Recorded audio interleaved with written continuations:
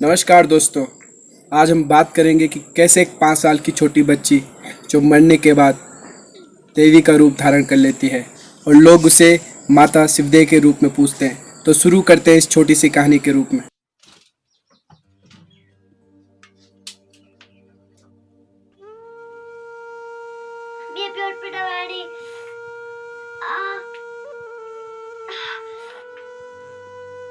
क्यों है मेरे नासी? क्यों है? अभी तो ठीक थे हैं? बाबा भी पिटाएगी। किन हुए अभी ठीक थे तो हैं? किन हुए जोर ज्यादा मने हैं? किन हुए क्यों है वो? जी सीधे डॉक्टर में लगावा पैसे ड्यूटी प्योर पड़वाने बुला देखो तो मैं तो ये डॉक्टर मां बुला देखो तो बाबा भी प्योर पिटाएगी।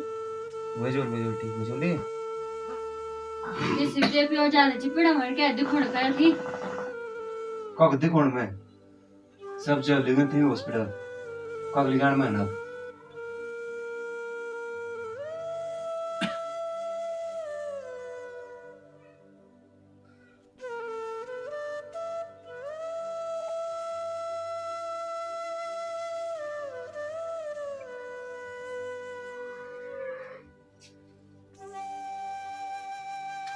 बड़ा जी प्रणाम। तुम तो दिली बेटी चिट्ठी आई। प्रणाम फेक चिट है वो जरा पढ़ के सुने दे।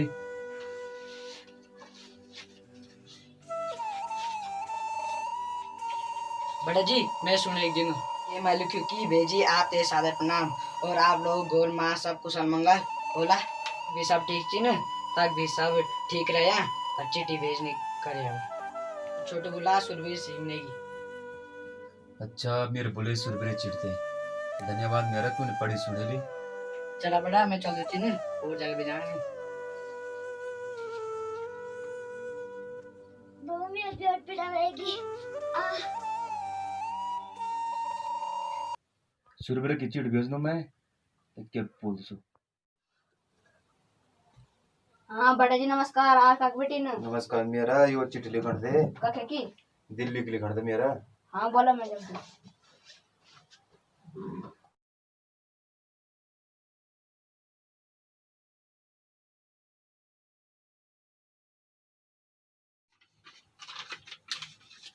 जाओ बड़ी जी देख रहा हूँ तुम्हारी चिट्ठी। धन्यवाद मेरा चल दूं मैं।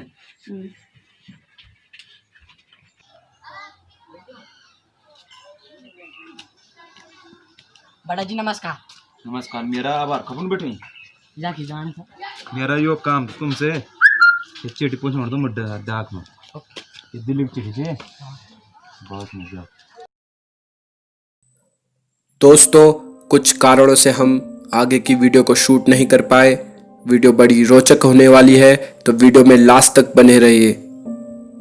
जब श्री केदार सिंह राणा जी अपने बुआ के लड़के श्री सुरबीर सिंह नेगी जी को दिल्ली चिट्ठी भेजते हैं तो उस चिट्ठी में लिखा रहता है कि मेरी लड़की शिवदेव बहुत ज़्यादा बीमार है। हमने सारे डॉक्टरों को दिखा दिया, उस पर दवाई का कोई असर नहीं हो रहा है, क्या हम उसको दिल्ली ला सकते हैं। और जब चिट्ठी श्री सुरबीर सिंह नेगी जी पढ़ते हैं तो श्री कलम सिंह राणा जी को घर भेजते हैं। कलम सिंह राणा जो कि केदार सिंह राणा जी के नज़दीकी थे, वो उनके रिश्ते में भतीजे लगते थे और उन्हें बच्ची को दिल्ली लाने के लिए भेजा गया था। और श्री कलम सिंह राणा जी के साथ श्री केदार सिंह राणा व श्री जीत सिंह राणा जी बच्ची को लेकर दिल्ली जाते हैं। दोस्तों दिल्ली पहुंचने के बाद जब 5 साल की बच्ची को हॉस्पिटल में एडमिट किया जाता है तो उसके एक दिन बाद डॉक्टर आकर श्री केदार सिंह राणा जी से कहते हैं कि बच्ची की बीमारी का कुछ पता नहीं चल रहा है, आप इन्हें टीवी के हॉस्पिटल में दिखाइए। तो उन्हें वहां से शनिवार को डिस्चार्ज मिलता है और सोमवार को उन्हें टीवी हॉस्पिटल जाना होता है। तो इसलिए वो एक दिन के लिए श्री रणजीत सिंह चौहान जी के रूम पर रुकते हैं। रविवार का दिन था, लगभग 11 बज रहे थे। श्री केदार सिंह राणा जी अपनी बच्ची के बाल बना रहे थे। अचानक से बच्ची रोती है कि मुझे मेरी दादी की याद आ रही है। तो श्री केदार सिंह राणा जी कहते हैं कि कोई बात नहीं, मैं तुम्हें परसों घर ले जाऊंगा। बच्ची के शब्द क्या होते हैं ध्यान से सुनिए। एक 5 साल की बच्ची कहती है कि घर कैसे जाऊं, मैं तो आज मरने वाली हूं। श्री केदार सिंह राणा जी यह सुनकर शॉक्ड हो जाते हैं और फिर लगभग 12:30 बजे के करीब 5 साल की बच्ची जो कि बीमार रहती है कहती है कि पापा मुझे गोद में रखो, मेरे शरीर में कपकपी हो रही है। तो बच्ची के पिता उन्हें गोद में रखते हैं और थोड़ी देर बाद जब वो देखते हैं तो बच्ची प्राण त्याग चुकी होती है। बच्ची के प्राण त्यागने के बाद बच्ची का क्रियाक्रम दिल्ली में ही किया जाता है। इस घटना से श्री केदार सिंह राणा जी को बहुत बड़ा सदमा लगता है, बहुत दुखी होते हैं और वो लगभग 5 महीने तक बीमार रहने लगते हैं। और जब श्री केदार सिंह राणा जी ज़्यादा ही बीमार रहने लगते हैं तो किसी के सुझाव पर उनके घर वाले शिव पुराण की कथा करवाते हैं। दोस्तों कहते हैं कि सिर्फ शरीर मरता है और आत्मा कभी नहीं मरती। तो ऐसा ही वाकया इस कहानी में आगे आपको सुनने को मिलेगा, तो कहानी में अंत तक बने रहिए।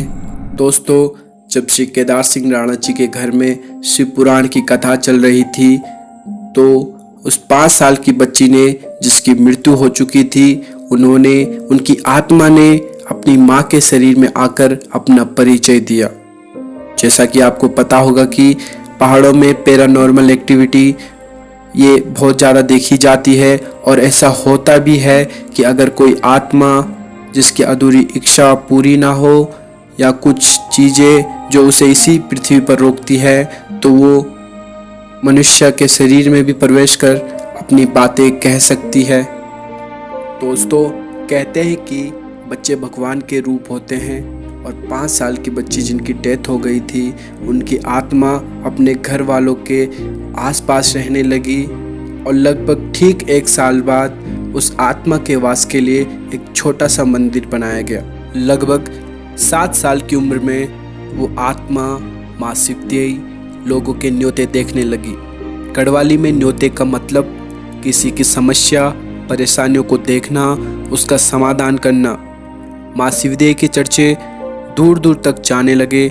लोग अपने न्योते लेकर माँ शिवदेई के पास आने लगे और उन लोगों की समस्याओं का समाधान भी होने लगा। लोगों की समस्याओं से मतलब कि गांव में पैरानॉर्मल एक्टिविटी बहुत होती हैं, जैसे किसी पर आत्मा का भिड़ जाना, किसी पर दोष लगना, किसी के साथ छल होना। ये चीज़ें लोगों की परेशानियां होती थी। लोग इनसे निजात पाने के लिए माँ शिवदेई के पास आते थे। ऐसा नहीं था कि वो पवित्र आत्मा अदृश्य होकर बात करती थी। मैंने कहा था कि जब कोई आत्मा किसी से वार्तालाप करना चाहे तो वो किसी मनुष्य के शरीर में आकर वो दूसरे से वार्तालाप कर सकती है। तो अपने पिताजी श्री केदार सिंह राणा जी के शरीर में प्रवेश कर लोगों की समस्याएं दूर करती थी और आज भी वो लोगों की समस्याएं दूर करती हैं। तो माँ शिवदेई उस समय पूरे क्षेत्र में चर्चित हो गई थी। लोगों की मनोकामनाएं पूर्ण हो रही थी। लोग बड़ी श्रद्धा से माता शिवदेई के मंदिर में आने लगे। दोस्तों लोगों में माता शिवदेई के प्रति इतनी श्रद्धा थी, लोग दूर दूर से आने लगे। उसी दौरान बजीरा गांव के श्री गुड्डू सिंह राणा जी ने माता शिवदेई के मंदिर को और बड़ा बना दिया था। दोस्तों समय बीतता गया, माता शिवदेई की महिमा बढ़ती गई। एक समय की बात है, पट्टी लस्या में गांव पड़ता है ग्राम कोटी। वहाँ से श्री दौलत सिंह नेगी जी जिनकी एक बेटी बहुत बीमार रहती थी, वो उन्हें सारे डॉक्टरों सारे देवताओं के पास ले गए थे, लेकिन उनकी बेटी बिल्कुल भी ठीक नहीं हो रही थी। जब वो माता शिवदेई के पास आए तो उसके बाद वो लड़की बिल्कुल ठीक हो गई। दोस्तों ये कोई अंधविश्वास वाली बातें नहीं है, पहाड़ में ये चीज़ें होती हैं और इसको प्रमाणित करने की ज़रूरत नहीं है। जब उनकी लड़की ठीक हो गई तो लड़की के पिता ने खुश होकर माता का जगराता कराया। गढ़वाली में इसे घड़ियालू बोलते हैं। घड़ियालू मतलब आत्मा को विधि विधान से बुलाना और वाद्य यंत्रों से नचाना।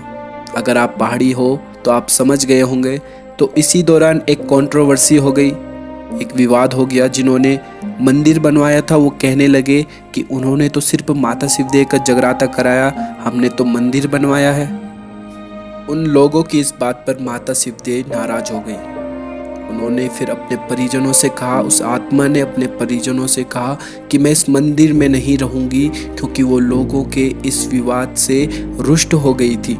फिर वो मंदिर को त्याग कर बगल के अखरोट के पेड़ के पास रहने लगी और अपने छोटे भाई शिव सिंह राणा जी के सपने में जाकर उन्होंने कहा कि मैं यहाँ अखरोट के पेड़ के नीचे रह रही हूँ। तो शिव सिंह राणा जी जो उनके भाई लगते हैं, फिर उन्होंने अपने संसाधनों पर माँ शिवदेव का मंदिर स्थापित किया और जो पुराना मंदिर था उसे पूरी तरह तोड़ा गया।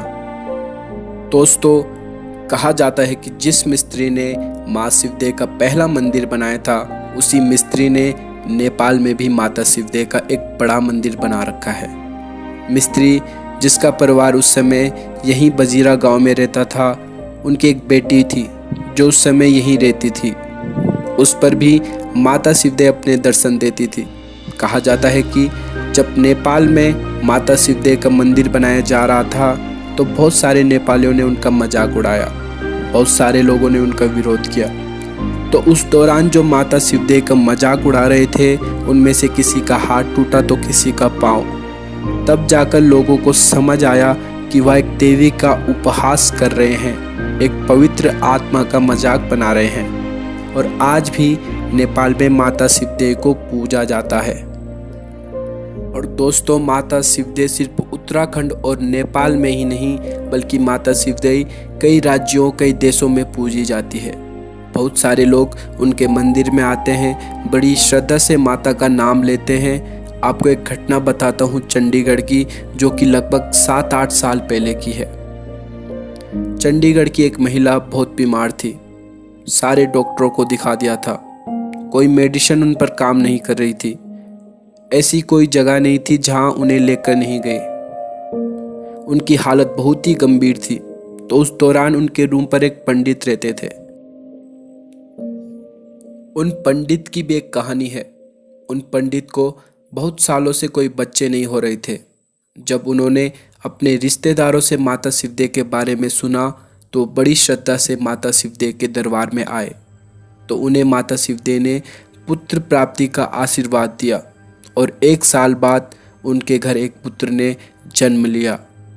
तो पंडित जी अपने परिवार के साथ उसी घर में किराए पर रह रहे थे जहाँ वो महिला बहुत गंभीर स्थिति में थी। तो उन्हीं पंडित जी ने उन्हें सलाह दी कि आप उत्तराखंड जाकर माता शिवदेव के मंदिर में जाके एक बार इन्हें दिखा दो। तो पंडित जी की बात मानकर उत्तराखंड के लिए रवाना हुए। उनकी हालत इतनी गंभीर थी कि उन लोगों ने साथ में कफन रखा हुआ था कि कहीं रास्ते में इनकी डेथ ना हो जाए। और जैसे तैसे वह रुद्रप्रयाग के बजीरा गांव यानी माता शिवदेव के मंदिर पहुंचे। दोस्तों, जब उस महिला को माता शिवदेव के मंदिर में ले जाया गया तो वो चलने की स्थिति में नहीं थी, वो बहुत गंभीर थी।